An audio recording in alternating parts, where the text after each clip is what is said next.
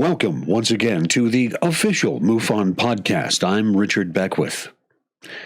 Bob Spearing graduated from Fordham University with a BA in Communications with journalism and film production as major concentrations. Bob recently retired from the Port Authority of New York and New Jersey after 34 years. His many duties included being an FRA licensed rail traffic controller and locomotive engineer. While in management, he was a safety investigator, contract administrator, prepared multi-million-dollar budgets, managed public relations, and curated historical railroad exhibitions at a major regional transportation hub. Bob joined MUFON in 2014 as a field investigator and has previously been national director for both Spain and India and led MUFON's special assignment team. Bob has long been involved with our various special projects, including MARS, that is MARRS, the Pine Bush, New York UFO Museum, the MUFON member social network called the Observer Network, and the MUFON UFO Map App. He has had numerous articles published in various UFO-related magazines around the world, including 4 MUFON Journal cover stories, and he has appeared in several television series as a photo analyst, including UFOs, The Lost Evidence, and Ancient Aliens. A lifelong UFO enthusiast, after reading Frank Edwards' Flying Saucers Serious Business as a child in the 1960s, he has only had 2 ball of light sightings to speak of, but has concentrated his area of expertise around that particular phenomenon as well. I am honored to have him here as my guest tonight here on the official MUFON podcast. Bob Spearing, welcome to the program. Hi, thank you very much for having me, Richard. I appreciate being here. I really appreciate you being here. You're going to be presenting at the symposium this year, and I'm interested to see. You're going to talk about some interesting cases, and I want to talk to you a little bit about some of the cases maybe that we might be looking at or that interest you, and also talk to you a little bit about your philosophy around investigating these cases and maybe the scientific method and things like that. So kind of give us an idea what you're going to talk about. Well, every year we present the previous year's cases of interest, 2023. And we've developed the presentation as we've gone along. It was actually so popular the past couple of years that they moved us from the end of the symposium at 4 o'clock on Sunday to 2:30 in the afternoon on Saturday, July 13th. And so what we do is we pick cases that A, occurred in 2023, or B, were reported in 2023, but could be of a historical nature, or 3, cases that fit a larger pattern temporally, where at least one case of interest occurred in 2023. And so pretty much this year, I'm going to be presenting some standalone cases, and I'm going to be presenting 4 suites of cases, and I'll get an opportunity to show the audience how we use our Missouri laboratory to analyze samples that we get, and also I'll be showing some photo analysis and bringing one of our photo analysis team members up on stage to help me. Whenever possible, we also have the field investigator present if they're going to be at the symposium. Otherwise, I present the cases. So you're presenting, you said 4 suites of cases, and so I'm assuming that these are 4 suites or 4 groups of cases that are somehow related. Can you tell us how they might be related? Sure. The 4 suites are not related to each other, but the cases within each suite are related to each other. And what we found is that patterns in UFO research occur all the time, sometimes across time and sometimes across distance. And so the first suite of cases I'm going to present concerns a very specialized a group of bedroom intrusions. Now, we all know about the abduction phenomenon where people get levitated off their bed and suddenly they find themselves inside an operating room on a metal table. These are of a different nature. And the way I came across this pattern was purely by accident. I have a very good friend who's a psychologist, an Israeli psychologist, and she knows I'm into UFOs. And she said to me, she said, Bob, I have a patient who told me this incredible story that they were laying in bed, they became paralyzed, female, and they saw a hooded entity come in and insert something into the left side of their neck. And I said, yeah, I've heard of cases like that before, bedroom intrusions. And I really didn't think much about it. Right after that, in 2023, 2 cases from Australia came into the MUFON CMS. Exactly the same story. A dark figure comes in and begins inserting something into the left side of the skull. In 2 of the cases, the person believed that maybe they were removing something. Okay, and the 2 cases in Australia are very odd because they happen only 67 miles away from each other, which is incredibly close. I got in touch with Roger Stankovic, who is presenting at our symposium. He is the Australian National Director, and he is also a neurosurgeon. And I asked him what he thought about this precise insertion of something or removal of something from somebody's left side of their neck. And he's presenting on basically the UFO phenomenon and Havana syndrome. And he thought that they might be connected to the suite of cases that I'm doing. And he actually sent me a book by Bill Chalker about an abduction in Australia, a 3rd case where the person had a bedroom intrusion and something was inserted into their neck. So the question becomes, is the person dreaming? All right. Is it some sort of psychic event where, it's something with the Jungian collective unconscious, or is somebody actually coming into bedrooms all over the world with tools and inserting something into people's necks for a reason? There's only one case that contains a UFO. All the rest of them are just simply bedroom intrusions, and that's the suite I'm going to open up with. And this almost intimates an interdimensional aspect to this phenomenon, not necessarily a ghost phenomenon. And I hate to make light of that because I don't know what the status of the research is relative to that particular field, but this almost smacks of something interdimensional, and dare I say, it reminds me of a Star Trek episode, and you probably know the one I'm talking about if you're a Star Trek fan, where they had Star Trek: The Next Generation, and everybody was tired all the time. You remember that? And then found out. I vaguely remember that. I was more of a Star Trek Voyager was my favorite. Oh, okay, one. Yeah, I enjoyed that as well. But basically, the plot behind the episode was that each of the main crew members was being taken away by some very strange looking creatures, taken to an alternate dimension, and they're examined medically and placed on a table and so forth. And it sort of smacks like it to me of that. And it reminds me that, how art imitates life somehow. I'm sure that they took that story from just the kind of thing that we're talking about. So they make a Star Trek episode out of something that we know happens to people. And the explanation for that is still eludes us. Is that a fair assessment? I'd say so, and the thing is only very recently has the interdimensional aspect come into a lot of what we consider UFO or entity reports. I'm into portals too. That's going to be another suite. There's indoor portals and there's outdoor portals. When people are in their bedroom and they see, it looks like a galaxy opening up on the wall. Sometimes they see hieroglyphics and then something comes through the wall. All right.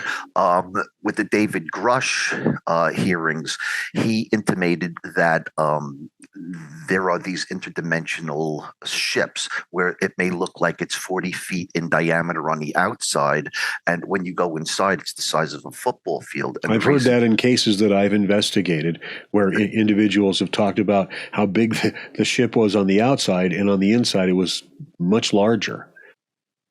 Yeah, Travis Walton is the perfect example, 1975. That's the earliest case I could find. But in the MUFON database, there's actually 4 cases where a person describes the ship being larger on the inside than on the outside. And there is another set. Carl Higdon. I'm thinking of Carl Higdon was another. Oh, yes. Yep. That's one of the, I have in my collection, too.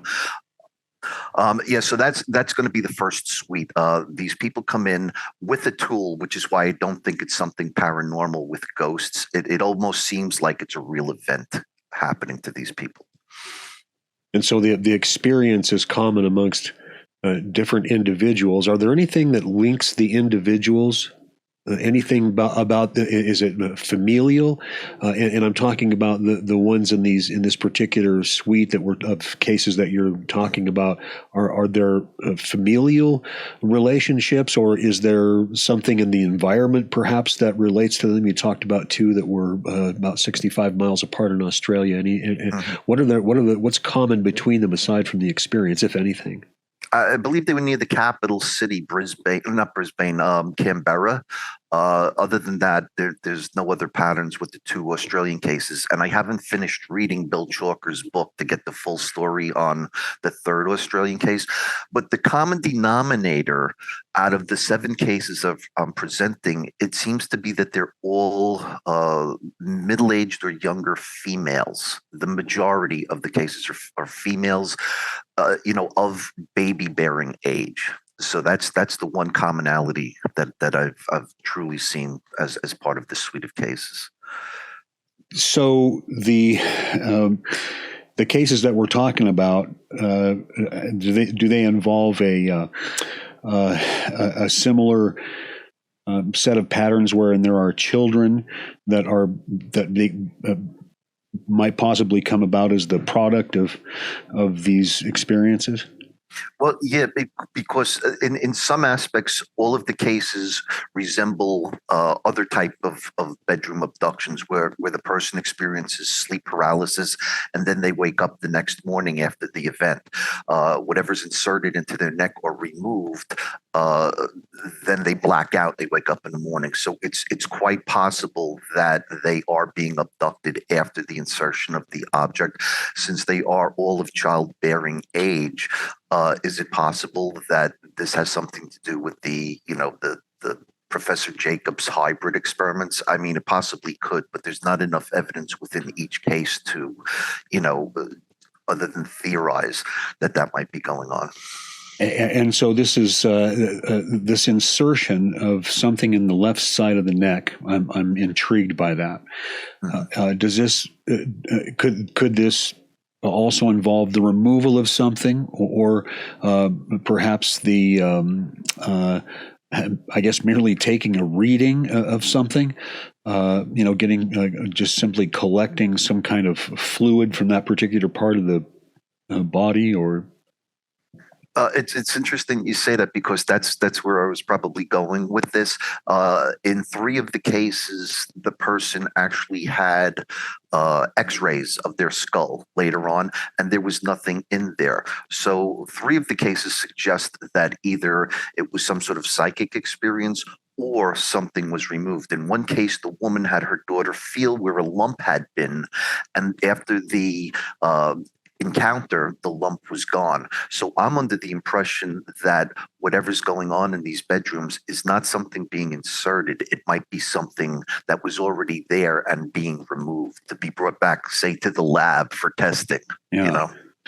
So, I've always been really intrigued by the abduction phenomenon, and partially because I know that, to a certain extent, and with me even, I've had a lot of skepticism about that particular part of the phenomenon, and I know that it's been met with a lot of skepticism.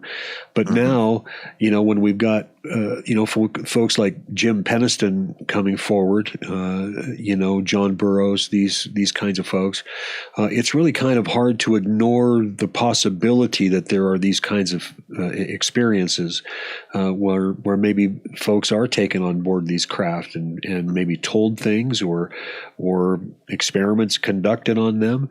These cases that you're working on, are there any other connections? And I mentioned familial.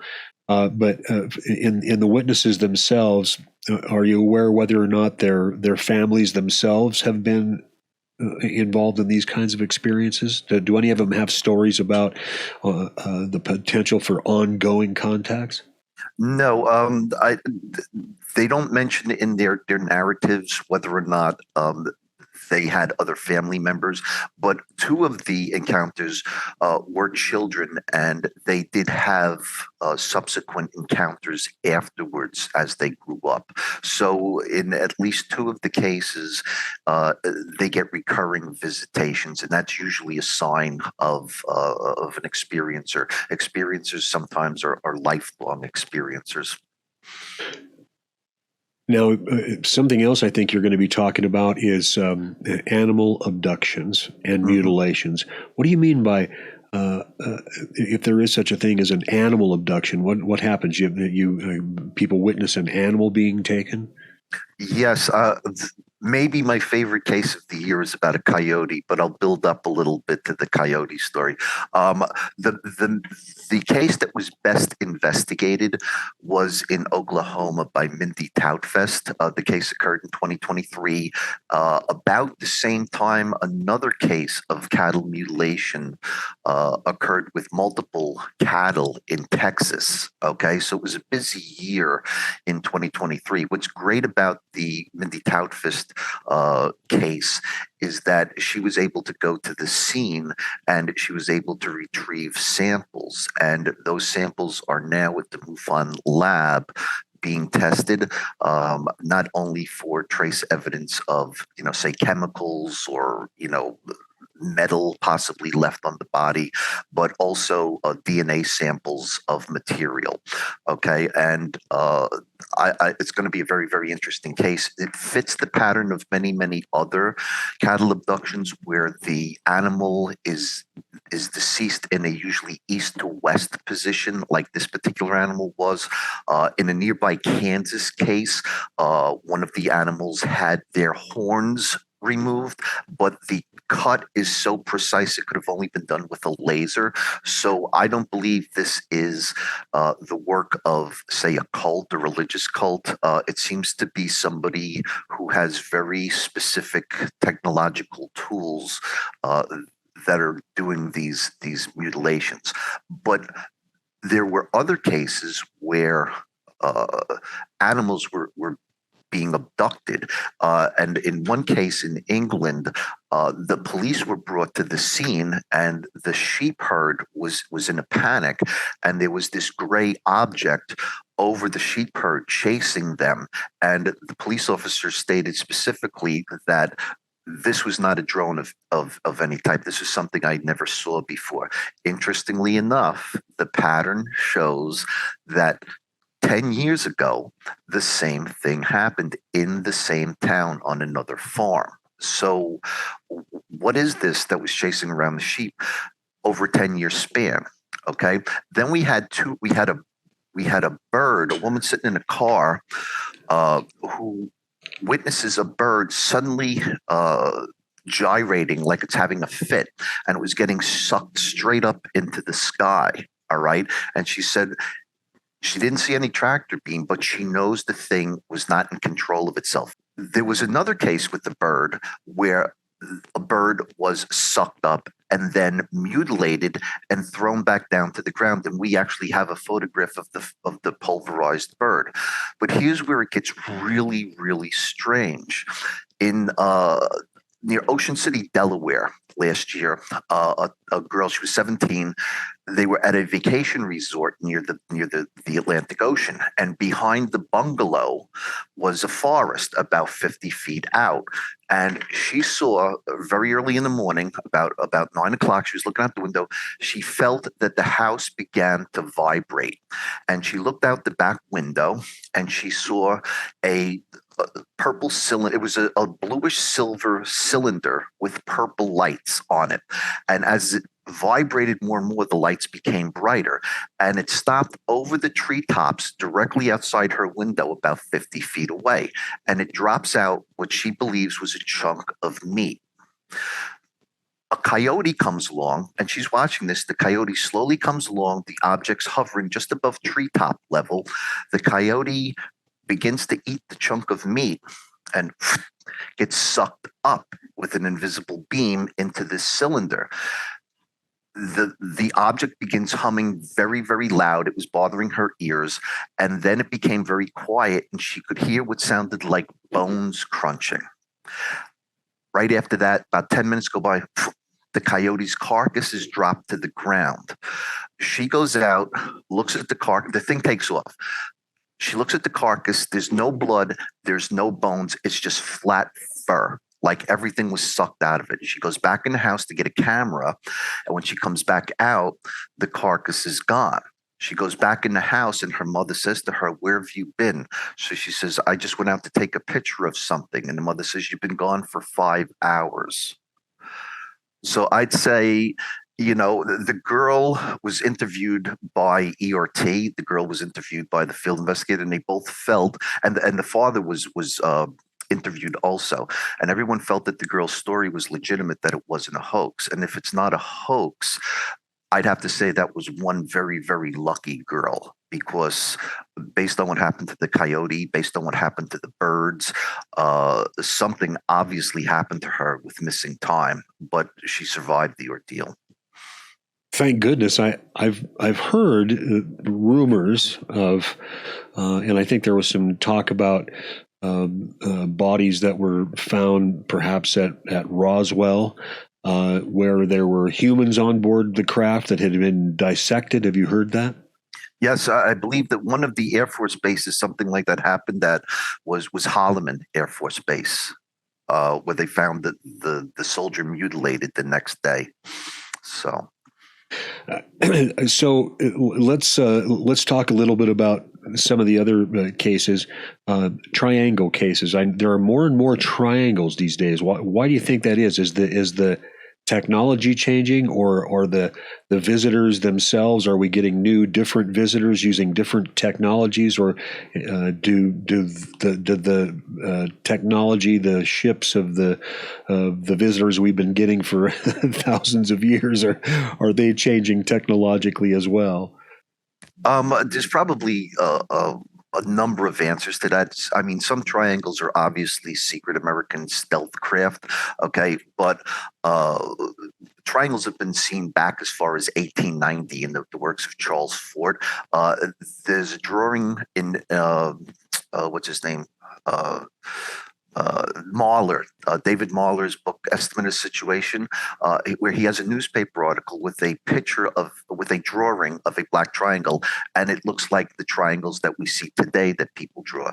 In the MUFON CMS database, we have hundreds of drawings of people who see the exact same thing, and they've been seeing these things for long before stealth aircraft allegedly came into existence. Why do shapes change over time? I don't know. In the 1890s with the airship wave, they were cylinders, okay? And we still get cylinders today, but far fewer than we used to. Today, people call them motherships, and sometimes they'll see orbs or something coming out of the mothership. By far, the largest category that we get and growing all the time are the orbs category, but discs have greatly diminished since the 1940s, whereas triangles have picked up the slack. And there are other numerous shapes that we get: jellyfish, dumbbell. So there's so many different shapes. One wonders, are they all coming from the same place? And they're just, some of them are driving Fords and some of them are driving Chevrolets, and even Chevrolet has 10 different types of cars, or are they all from different places? And when you consider that the visible universe consists of 2 trillion galaxies, okay, and that even we now know, scientist Eric Davis has mathematically proved that you can bend space-time. So these people, whoever they are, could be coming from galaxies 2 trillion miles away in less than a second.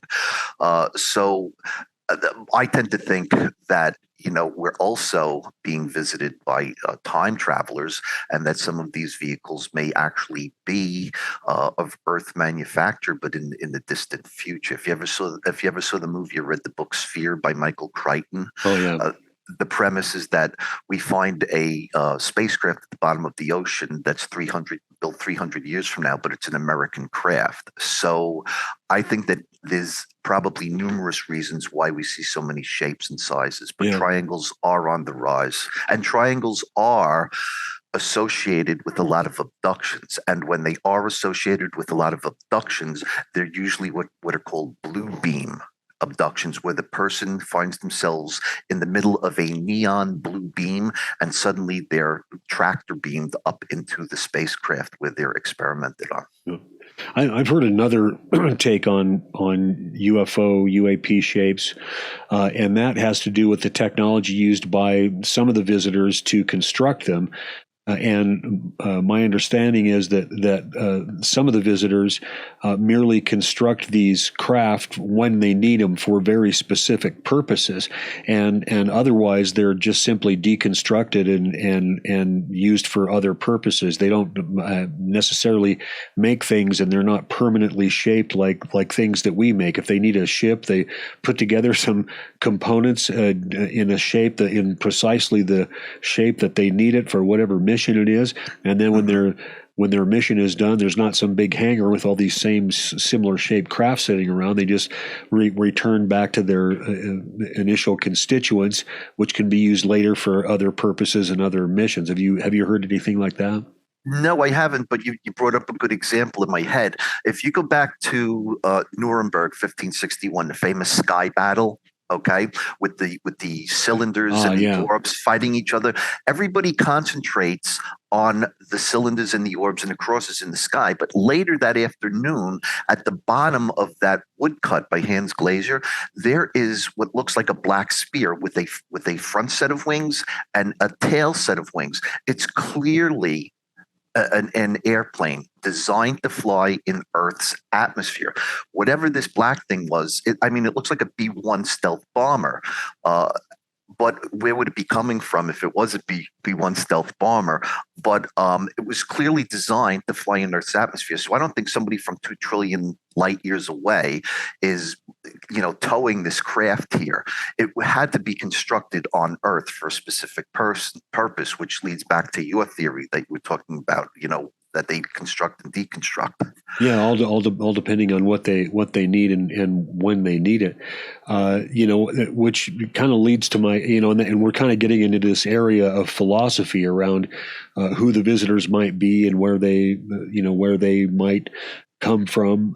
I tend to think that we have a tendency to look at the visitors as coming from one place, but I don't think after having done, and I think you probably feel the same way, but after having done this for a really long time, I think that there are many different entities that are interested in our planet on one level or another for all kinds of different reasons, and they're on many different levels of technology. Some that maybe might not be all that far ahead of us technologically, all the way to what appear to be, almost godlike beings. Mm-hmm. You know what I mean? How do you feel about that? It's interesting that you mentioned technology that's slightly ahead of our time, because if you go back to the airwave of 1896, 1897, it seemed like the technology was just at most 10 years ahead of human technology, and that was what I've read about the Silurian theory, that maybe there's a possible second human civilization on Earth that we haven't discovered yet. They may be at the bottom of the ocean, for example, and that their technology, because they're pretty much a sister human race inhabiting our planet that's trying to hide from us, let's say, especially with the transmedium vehicles going into the ocean all the time, that maybe they're just slightly ahead of us technologically. So yes, I agree with you. And that theory is really scary because, to know that we have, or to think of the possibility that we might have another civilization operating on planet Earth that we're not privy to, that we don't get to travel to. It's not like a foreign nation like France or Germany or Saudi Arabia or someplace that you might possibly be able to visit someday. It's nothing like that at all. It smacks of the breakaway civilization that Richard Dolan speaks of. And what do you think about that? About the possibility that maybe this civilization that we're talking about is actually part of a breakaway civilization that's taken advantage of some of these technologies that we've come into as the result of UFO crashes, things like that? Yeah, I mean, when you see how many transmedium vehicles have been coming in and out of the oceans, and we only started calling them transmedium a couple of years ago, but this has been going on for all of recorded time, where people see things coming in and out of oceans. People see UFOs disappearing into the side of Mount Shasta. Where are they going? People who claim they've been taken aboard spacecraft believe they go to a laboratory at the bottom of the ocean. And possibly, with the mysterious disappearance of the Flight 370, the Malaysia Flight 370, we began mapping vast swaths of the ocean. And perhaps we're getting close to discovering this breakaway civilization. I mean, there's always been this tremendous interest in, what was going on in Antarctica after World War II, when Admiral Byrd, did he really fly over a hole in the earth? I don't necessarily, believe in the hollow earth theory, but, if there is a breakaway civilization on Earth, they're somewhere on Earth, maybe even a different dimension on Earth. Yeah, I agree with that we may occupy the same space. I had this discussion with Brad Olson last week. He's going to be one of our presenters, and his episode will actually be airing, aired on March 31st. So we had this discussion, and I think he is of the opinion that we don't necessarily have a hollow Earth, but there are areas in the Antarctic that are heated by geothermal sources that essentially provide an environment down there that could be occupied by some other civilization. I think he mentioned, the possibility that may be where some of the Nazis escaped to, that sort of thing. I appreciate that theory. I'm not sure that I buy into that necessarily, but I'm certainly open to an explanation. Yes, I mean, it's been hands off since the geophysical year. What was that, 1957, 1958, around there? But just this year, the Chinese have announced that they're going to build a military base down there, like they're building military bases everywhere else. What is it they want down there? Well, and we talked a little bit about some of the strange photographs that have been taken. It looks like objects have come down, and then you've got trucks parked around these objects, and things like that. Just a couple other things I want to talk to you about, Bob, and a couple of the subjects that we've touched on today kind of stretch into the things that Jacques Vallée was talking about. He wrote that book, Passport to Magonia, and he sort of looks at the UFO phenomenon. Well, I don't want to say he sort of looks at the UFO phenomenon this way, but he views the UFO phenomenon as an expression of a higher consciousness, that we are somehow being perhaps either manipulated or guided by this higher intelligence. And so our view of whatever the phenomenon continues to change over time, so that at one time there were fairies and mermaids and things like that, and so now they're aliens from another planet. But maybe that just fits with our current mythology. Is that, how do you think about, what do you feel about that? I absolutely agree. I'm always telling my wife, the elves and the leprechauns of 500, 700 years ago, the gnomes and the trolls, perhaps in a non-technological society, the incubi and the succubi, they were bedroom encounters. So the phenomenon seems to have been going on since the beginning of time. So is it something endemic? I call them agents. So what we perceived 1,000 years ago as a incubus on somebody's chest having sex with them is very similar to a modern day bedroom encounter. So are we dealing with some sort of higher intelligence that manifests itself either in a physical sense or in a psychic sense? And I absolutely believe that's quite a possibility. Some people, it's the Giannis theory, or Gaia, that the earth itself is alive, and I don't think that's so far-fetched.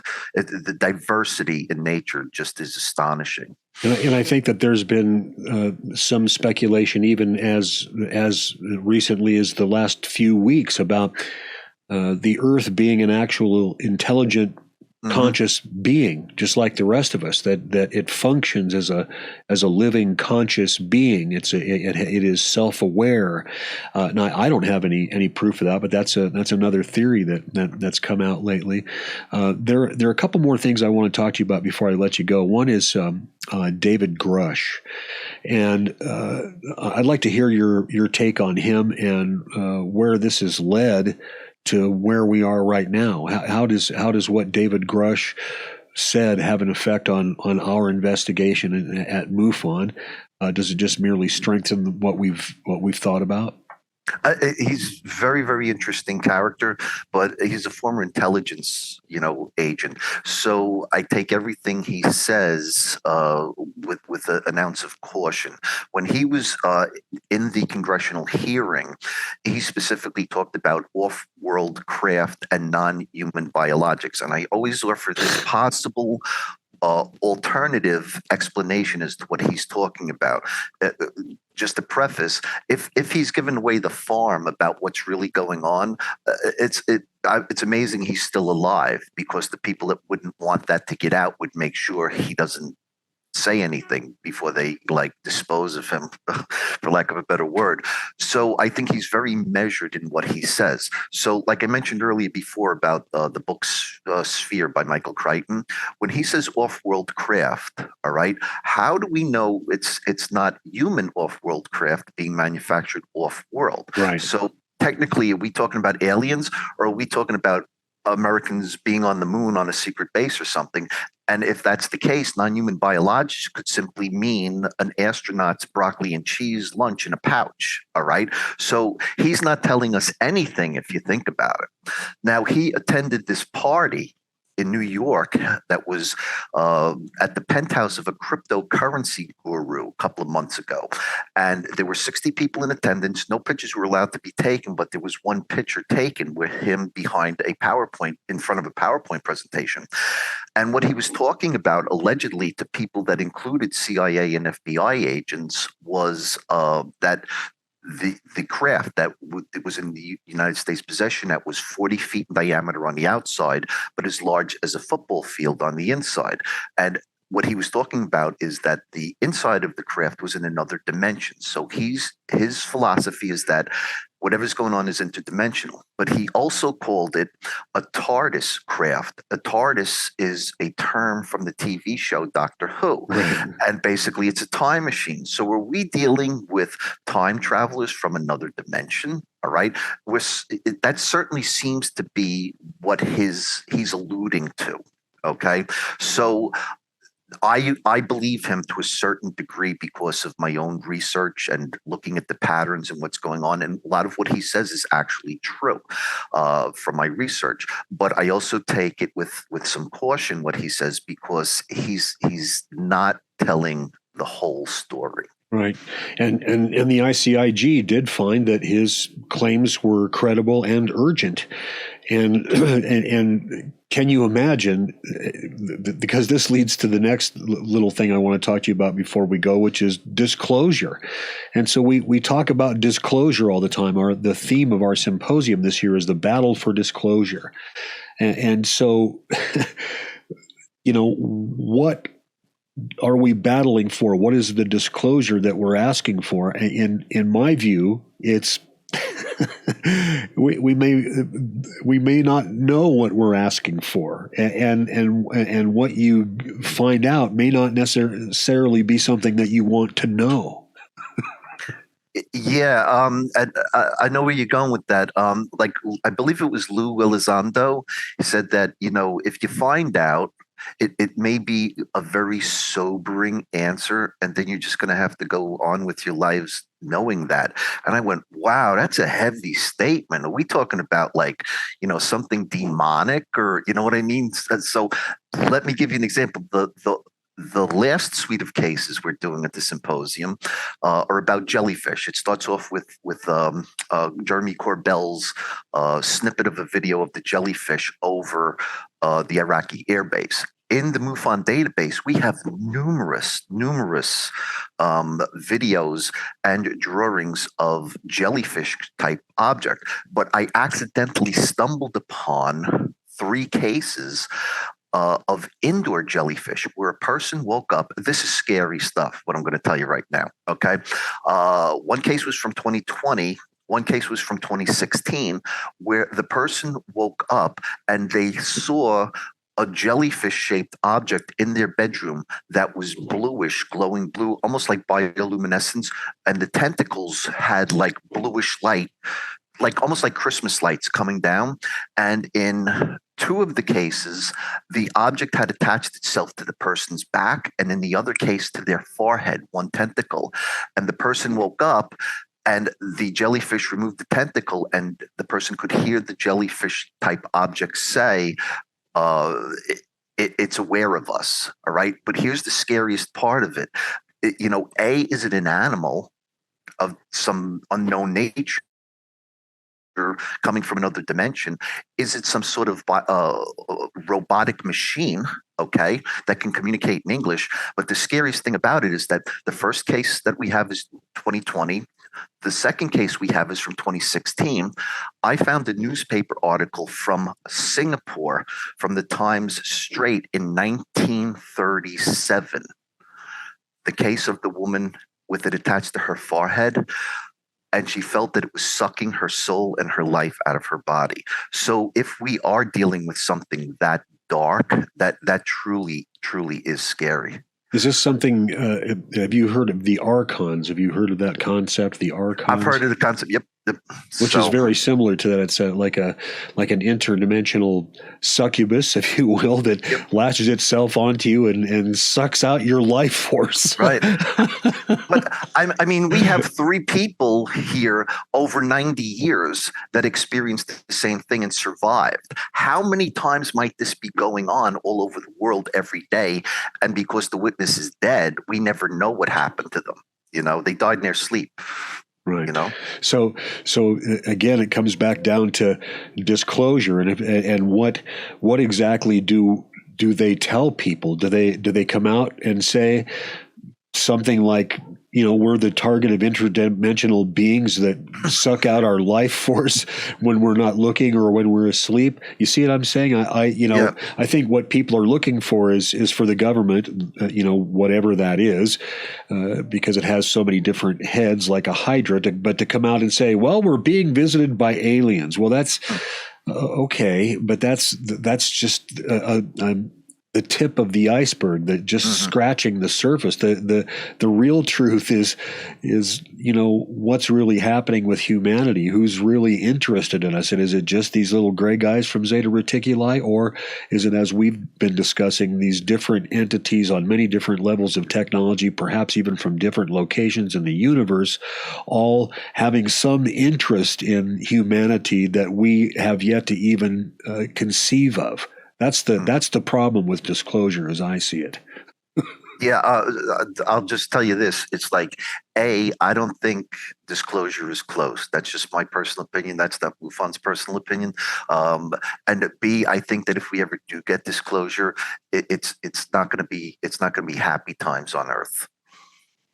It may be, as Lou Elizondo said, a very sobering moment for all of us. Well, Bob, I really appreciate you being here today. I can't tell you how much I appreciate you being here today. And I think that this summer at the MUFON Symposium, your talk is going to be just absolutely a big hit because people are always interested in what is happening right now rather than some, old historic cases. You're going to be telling us about things that are happening right now, cases that are very current and brand new and that give us new insights into the nature of the UFO UAP phenomenon. So I'm really looking forward to your talk.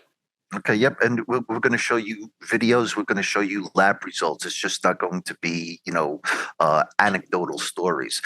So the symposium runs July 12th to the 14th. It's going to be in the Dallas-Fort Worth area, and I encourage everybody to go because we always have a great time and you learn a lot. Well, I'm looking forward to seeing you there, and I'll be back in just a few moments with some afterthoughts. You are not alone. Thousands of people all over the world have sightings of UFOs per month. MUFON is the place to report them. Since 1969, MUFON has been investigating UFO reports and providing this information to the public. Our aim is the scientific study of UFOs for the benefit of humanity. Support UFO research. Join MUFON today. You are listening to the official podcast of the Mutual UFO Network. It is important to understand that the UFO phenomenon is not only as old as our history, but it is a part of our developing history. It is a part of who we are as a species, and the phenomenon persists. People all over the world see things every day that defy explanation. Things happen to people every day that our current science cannot explain. The problem is that the only way we can begin to understand these unexplained phenomena is by using the scientific method. We must continue to observe these phenomena and collect all the information we can about them. Then, we must continue to explore what causes these phenomena and develop meaningful hypotheses. Then we design experiments to investigate these hypotheses. For UFOs, this includes collecting data on their behavior, analyzing their patterns, and ruling out other explanations, or ruling this explanation out for that one. Then we draw our conclusions and refine them. Over time, if the phenomenon remains unexplained, we develop a theory specific to each aspect of the phenomenon. Then we could very well arrive eventually at the conclusion that visitors from somewhere else in our universe are interacting with our planet. My thanks to Bob Spearing for adhering to the scientific method and for the excellent work he's been doing as the MUFON Director of Investigation. I am truly looking forward to seeing his presentation at the MUFON Symposium in Dallas on the weekend of July 12th through the 14th. Thank you for joining us once again. Please leave your comments below, and don't forget to like, share, and subscribe. And we'll see you next time right here on the official MUFON Podcast.